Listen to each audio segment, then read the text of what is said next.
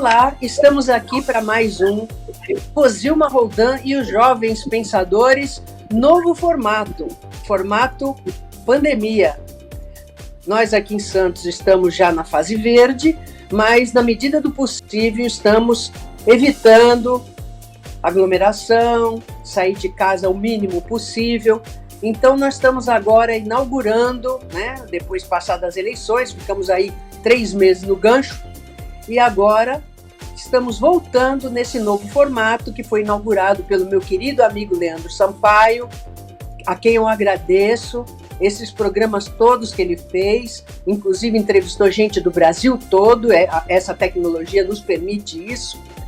E hoje eu tenho a grata satisfação de estar aqui com o meu querido amigo, professor Gustavo, professor mestre em Direito Ambiental, já fez muitos quadrinhos aí para nós esclarecer as questões tão pungentes em relação ao direito ambiental, à poluição atmosférica. Então, vou começando aí perguntando meu querido Gustavo Abraão dos Santos, saudade de você. O que você me diz aí? Quero que você me diga, querido, o que você achou aí dessa pandemia e aproveitando, já entrando com essas reformas aí, o que você está achando de essas reformas aí, muitas aí feitas na calada da noite aí, passando a boiada, como é que é essa história, meu amigo? Boa tarde a todos, Estamos aqui mais uma vez, agradeço muito o convite, a doutora Rosilma, a minha amiga professora, que vai dar aqui mais uma vez um espaço para a gente poder comentar as questões do cotidiano. E é importante frisar que durante a pandemia, a Covid-19, tivemos aí implementação de reformas. Primeiro, começamos antes da Covid-19, com a reforma trabalhista em 2017. Aí, em 2019, nós tivemos uma reforma da liberdade econômica, permitindo aí ao liberalismo na questão econômica, propiciando abertura de empresas com uma menor burocratização, e adveio nesse cenário durante a pandemia, de forma que a abertura de empresas hoje no Brasil, ela vem passando por várias e diversas atos normativos, e inclusive chega num quadro, na reforma de liberdade econômica, que as empresas hoje podem, sendo de baixo risco a atividade, abrir, conseguir um alvará provisório eletrônico, e abrir sua atividade independentemente de um alvará. No caso, seria um alvará tácito, segundo a legislação. Então, durante a pandemia, nós tivemos aí todas essas situações que abrem um mercado, e durante também esse período de Covid-19 também surgiram as propostas de reforma tributária, agora surge a de reforma administrativa, já a da reforma política não foi apresentada, Então nós temos aí todo esse cenário de reformas durante um período triste, para nós que temos familiares, amigos que enfrentaram esse período, de solidarizo a quem perdeu seus entes queridos, tive alguns ex-alunos que faleceram, advogados, colegas, familiares, e a gente sente que as reformas estão movidas, mas tudo no campo ainda de ser aprovado. Então, foram apresentadas as propostas.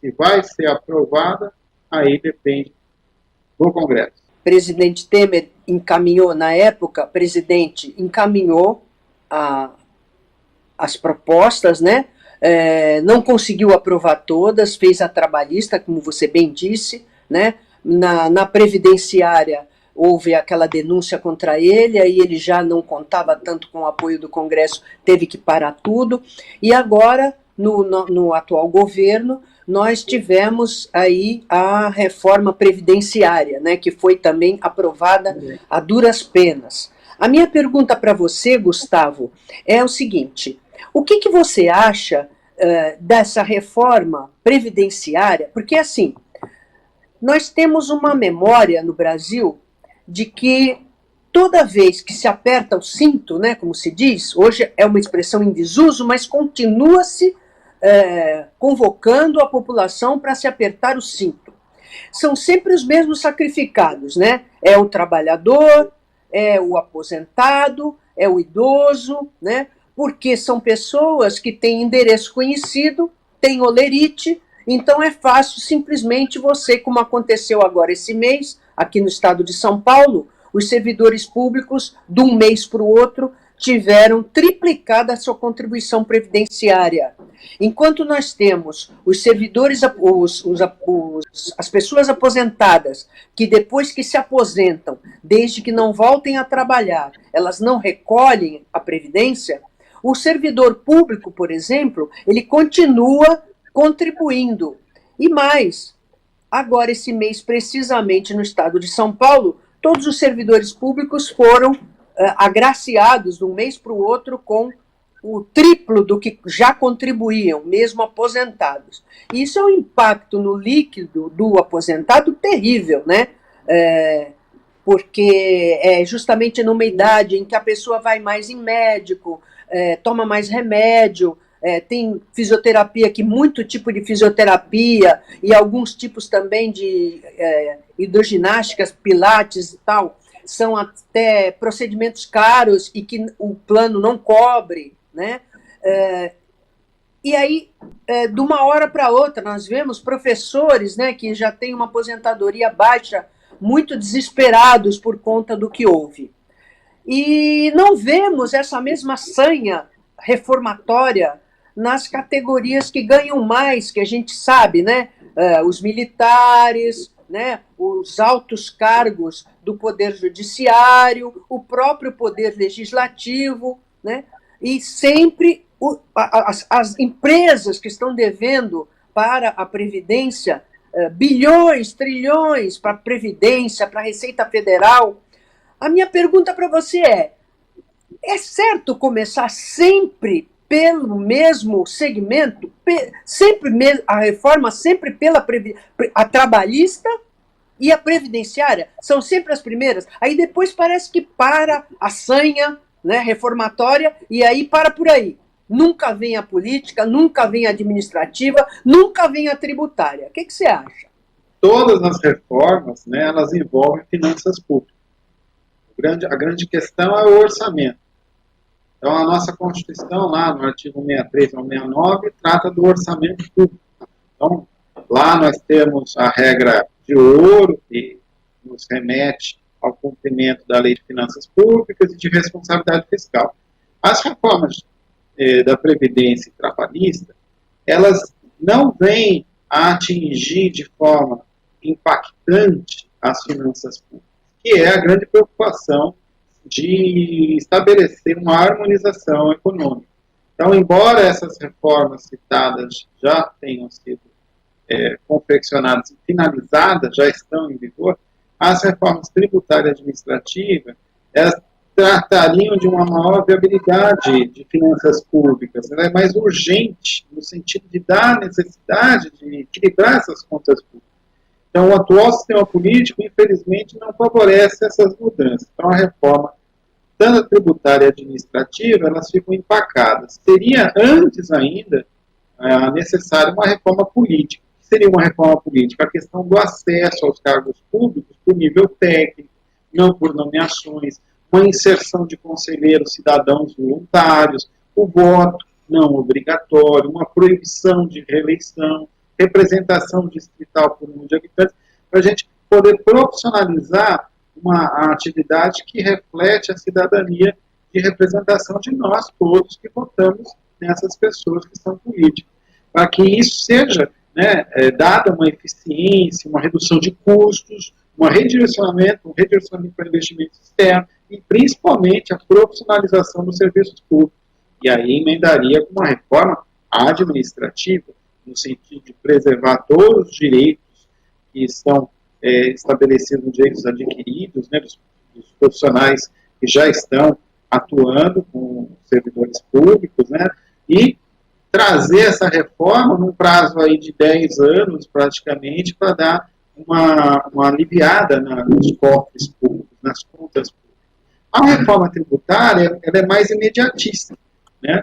Teria um impacto mais significativo, teríamos aí, já temos duas propostas, né? Então, ela influencia a questão de mercado, de investimento, toda essa parte, né, que nós também precisamos, né, além do orçamento público, controlar, que é a inflação e toda essa variação de fluxos de dinheiro, cotação de dólar, futuras taxas de juros. Então, a reforma tributária também, ela tem esse anseio de estimular o aumento de investimentos privados, né, no Brasil, a retomada econômica.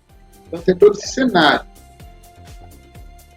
Agora, então, nós vamos fazer um rápido intervalo agora e depois, viu, Gustavo, nós vamos voltar com a questão da reforma política, reforma administrativa, porque eu quero falar um pouquinho mais sobre a situação do servidor público. Nós voltamos já já.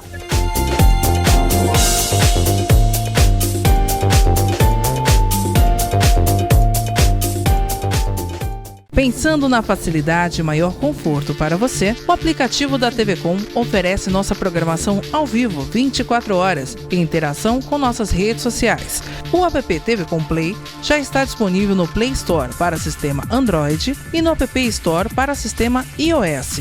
TV Com, interagindo com você.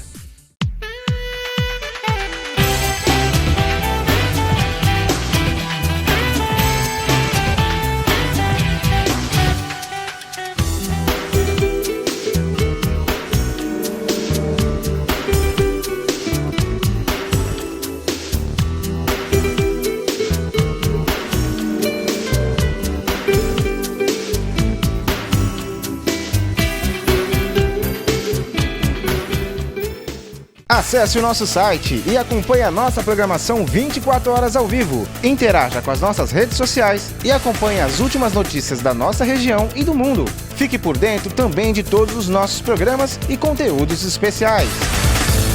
www.tvcomsantos.com. TV Com, interagindo com você.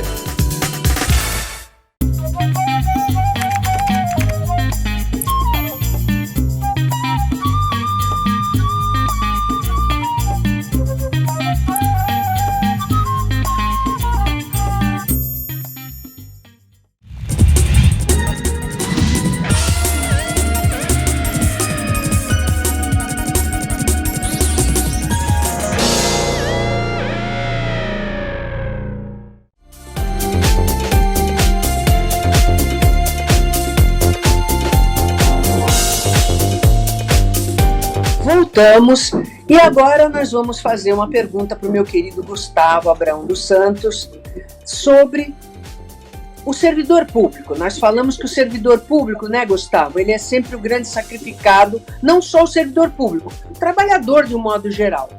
Mas parece que o servidor público virou a Geni do Brasil, né? Joga pedra na Geni, né, da música do Chico Buarque. Por quê?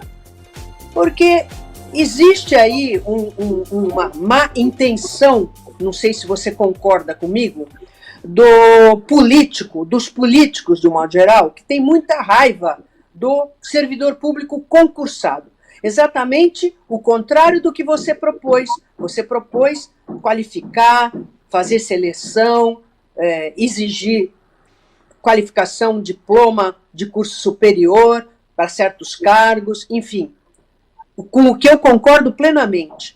O serviço público, a qualidade dele está baseada nos concursados. Essas denúncias de desvio de dinheiro público, rachadinha, tudo isso que a gente vê, é exatamente com os cargos de confiança. São aquelas pessoas que ajudaram os políticos a se eleger, não têm muitas vezes diploma, qualificação alguma. A única coisa que eles fazem é ajudar o político a se eleger e o político se sente obrigado ou faz já esse trato de colocar essa pessoa nos cargos. Até com uma combinação de realmente haver a tal rachadinha, que é o repasse do dinheiro que ele recebe de volta para a mão do deputado, do vereador ou do senador, né? E porque justamente ele não tem a qualificação, ele se conforma em ganhar menos. Nós sabemos que nas câmaras e nas assembleias os cargos são premiados com salários muito altos. Então, se a pessoa não tem qualificação, se você pega um salário de 20 mil, como tem na Assembleia Legislativa do Estado de São Paulo, e pega e dá 2 mil para esse funcionário, ele vai ficar contente, porque é uma pessoa que mal consegue ganhar um salário mínimo. Você promete 2 salários mínimos e fica com o resto. E tem ali uma pessoa fiel o resto da vida. Isso a gente sabe que acontece, e agora parece que o pessoal resolveu denunciar. Nós temos aí alguns políticos enrolados por causa disso. Então, o que eu queria que você me falasse, o que você acha? Eu fui procurada recentemente por várias entidades no estado de São Paulo que estão cobrando dos eleitos ética e equilíbrio na política e a valorização do servidor público, com o que eu concordo plenamente, inclusive porque eu senti na pele, porque trabalhei 20 anos no Banco do Brasil e 13 anos como servidora pública concursada da Assembleia Legislativa do Estado de São Paulo. Então eu sei muito bem o que é isso. Sempre trabalhei para burro, entendeu? E escuto por aí que servidor público não faz nada, né? Então eu pergunto a você, Gustavo, como é que a gente faz para se opor a essa mentirada que existe por aí, desvalorizando o serviço público e desvalorizando o servidor público, justamente por conta de que as pessoas querem ou privatizar ou acabar o concursado? Como é que a gente pode fazer alguma coisa em relação a isso? O que você acha? Então, com relação à reforma administrativa, ela tem que caminhar em conjunto com a reforma política, né? Então, assim, vamos falar um pouquinho da reforma administrativa. Temos aí a PEC 32, que está no Congresso, está esperando, inclusive, né, dar início, está na mesa diretora para o presidente dar início. A reforma administrativa PEC 32 ela é composta aí de 3 fases como objetivo. A primeira é desencadear outras propostas, né? Nos termos aí de reforma mesmo, trazer uma questão mais eficiente, mais profissional aos servidores públicos. Mas a grande preocupação é a questão da segunda fase, né? Porque você tem uma PEC 32, que na segunda fase ela comporta questão de temas como gestão de desempenho, consolidação de cargos, funções e gratificações, diretrizes de carreiras, modelização de formas de trabalho, arranjos, né, administrativos, ajuste até do Estatuto do Servidor Público, né, garantindo aí a estabilidade a quem já é servidor público, mas mudando as regras, né, para o servidor público ingressar.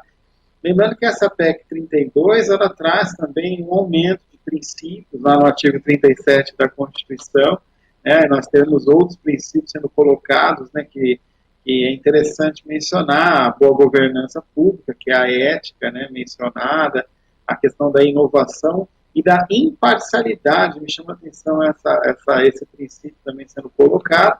E é interessante, né, que toda essa questão será para os novos servidores. Mas a preocupação é focar na reforma administrativa. Ao mesmo tempo, na minha opinião, a reforma política teria que caminhar no mesmo sentido, porque você faz uma imersão, né, no cenário de servidores públicos, que pode sim afetar a diminuição de concursos. Claro, concursos públicos tradicionais que não podem ser afetados, que já são regidos por estatuto próprio, nada vai mudar. Magistratura, Ministério Público, então vão continuar existindo esses concursos. Mas pela proposta, você tem aí o fim da estabilidade para os novos servidores, você tem aí uma profissionalização, mas menos oportunidades que podem se consolidar, né? Porque nós estamos falando aqui de servidor público que não terá mais estabilidade, terá uma avaliação periódica de desempenho, né? E principalmente a forma de contratação, né? Que hoje, né, ela tem aí o concurso ainda como um grande vilão, né? Mas que poderá ser uma realidade, uma maior tipo de contratação que o processo simplificado, né? Aquele que é o contrato temporário.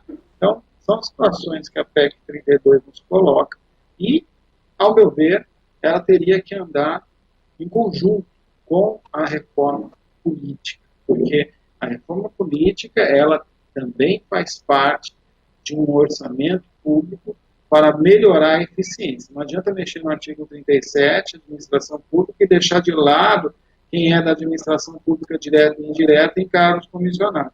Essa é a minha opinião. Tá? Não adianta, porque nós já sabemos que a parte técnica, ela concursada, ela tem que ser merecedora, sim, de, além de direitos adquiridos, mas também quem for ingressar, ser merecedor dessas garantias que existem na Constituição atual. Porque ser concursado é diferente de ser nomeado.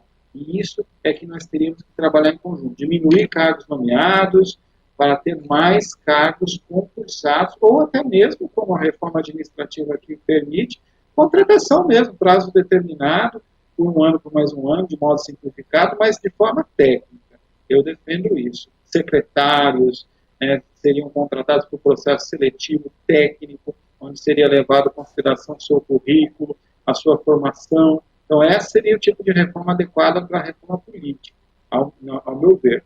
Você sabe que o Estado ele entra em questões que as empresas privadas não têm interesse, porque a empresa privada ela visa ao lucro, a gente sabe disso.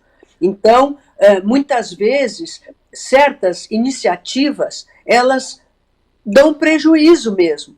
E o empresário não vai pôr o dinheiro dele ali. Vemos, por exemplo, a estabilidade. Por que a estabilidade é importante? E veja, essa avaliação de desempenho, ela já fez parte de uma reforma que aconteceu na década de 90, antes do ano 2000.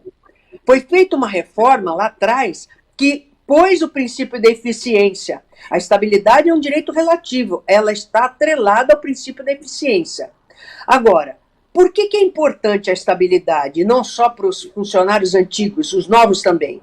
Porque se o serviço público não contar com um corpo estável, como os políticos são eleitos, eles não são concursados. Se eles fossem concursados também estava resolvido. Mas eles são eleitos. E a gente sabe que estamos assistindo isso agora nos Estados Unidos, está acontecendo isso agora. O político que é eleito não quer saber do que o anterior fez, tudo que o anterior fez não presta, o que eu vou fazer é que presta, então eu não vou continuar, porque senão eu estou dando ao anterior, eu estou, como se diz, né, estou pondo cereja no bolo do anterior. Então nós temos sempre esse problema de solução de continuidade no serviço público que não pode haver. O serviço público não pode ficar na mão do político, que é eleito cada 4 anos, ou às vezes a cada 2, né? Porque muitas vezes ele se elege vereador, dali a 2 anos ele quer ser deputado estadual, né? Então, a Câmara, por exemplo, ou a Assembleia Legislativa, Câmara Municipal, ou Assembleia Legislativa, ou Câmara Federal, ou Senado, tem que ter um corpo de funcionários que são estáveis, para que o serviço tenha qualidade e até para ensinar os que venham cargos de confiança, que eu também entendo que seja necessário, porque na política você precisa contar com algumas pessoas de confiança, porque a política é um terreno muito minado, muito traiçoeiro, mas você precisa contar também com pessoas técnicas que conheçam e que estejam lá a serviço do Estado e não a serviço do governo.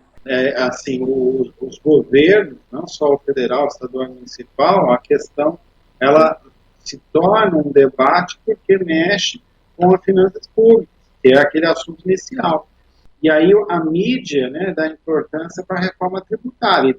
Assim, ao meu ver, a reforma tributária também é importante, tá? Ela faz parte desse conjunto, né, a reforma política, administrativa, mas a reforma tributária seria dentro da conjuntura mais imediata, né? Porque nós estamos falando de reforma tributária há mais de 20 anos. Né? Entra governo, sai governo, ninguém consegue fazer. simplificar a arrecadação de tributos no Brasil é terrível. Por quê? Nós temos lá na Constituição Federal a competência tributária dos órgãos. Então, estabelecer, né, que é possível fazer uma reforma tributária vai poder atingir o quê? Pacto federativo. Então, o Estado, o município, não vai querer perder a arrecadação. Então, isso também influencia nas outras reformas, porque você trava uma questão que está descrita e é uma realidade, né, lá no artigo 60, parágrafo 4º da Constituição Federal, que são as cláusulas pétreas. Então, a reforma tributária muitas vezes não passa, né, ela tramita no Congresso, tem lá a PEC que está em andamento, mas, assim, o ambiente, né, de uma reforma tributária seria para resolver a questão da solvência das contas. Também a eficiência, né, e isso poderia propiciar, né, uma questão de impacto para fazer a reforma política e administrativa ao mesmo tempo. Lembrando que a reforma tributária, ela é imediata, né, necessária, né, e faz toda a questão, não só dos gastos públicos, mas para atrair investidores, né, para ter a transparência pública, né, principalmente isso. Olha, a transparência pública é também um princípio da administração, então ela também abarca as reformas políticas e administrativas. Pensar que o Brasil tem apenas 15% de investimentos diante do PIB, então, segundo a FGV, os investimentos tinham que ser no mínimo na ordem de 20%. E por que não são? Porque o investidor fica sem saber qual é a posição que vai. Será que essa reforma tributária vai? Porque, veja, a reforma tributária que foi proposta, que é um imposto sobre bens e serviços, é complexa, porque você tem tributos federais, estaduais e municipais, e aí você tem do outro lado a cláusula pétrea, que é o Pacto Federativo. Como é que o município e o Estado vai abrir mão? Então, o IBS está lá na proposta, mas se for aprovado no modo original, pode gerar até inconstitucionalidade diante do artigo 60, parágrafo 4º. Então, assim, só queria ressaltar que a reforma tributária, ela tem um efeito de curto e médio prazo, que é mais rápido que uma reforma política e administrativa, mas que as três teriam que caminhar conjuntamente, né, porque a tributária, ela se preocupa mais pela questão do custo Brasil. O que é o custo Brasil, que muito se fala? O custo Brasil são os fatores negativos, né, do nosso país, né, tem toda uma capacidade empresarial, produz, agrícola, todo o cenário de empresas, e aí o cenário negativo onde está? Na burocracia, na falta de um investidor, falta de confiança de mercado, principalmente nessa questão da reforma política, porque transparência pública começa como exemplo, primeiro pela reforma administrativa e política. Então as três são necessárias em conjunto. Querido amigo, vai voltar mais vezes, é sempre bom conversar com você. Nós estamos terminando o programa, queria agradecer muito todo o seu apoio, os quadrinhos que você tem feito, que vai voltar a fazer, e vai vir muitas vezes para falar sobre direito ambiental e essas reformas doidas aí. Cada vez que eles mexerem em alguma coisa, eu vou te chamar para saber sua opinião. Muito obrigada pela tua participação no programa, meu querido Gustavo Abraão dos Santos, mestre em Direito Ambiental. Obrigado ao convite, né? Mais uma vez agradeço a todos que nos assistem e fico à disposição. Rosilma, estamos aqui para falar sobre meio ambiente, saúde, reformas. É um grande prazer estar aqui trazendo conhecimento.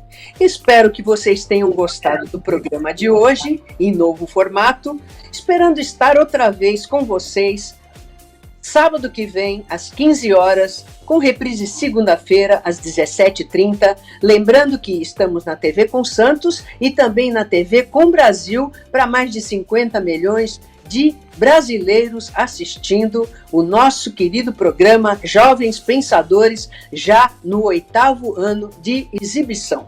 Até lá!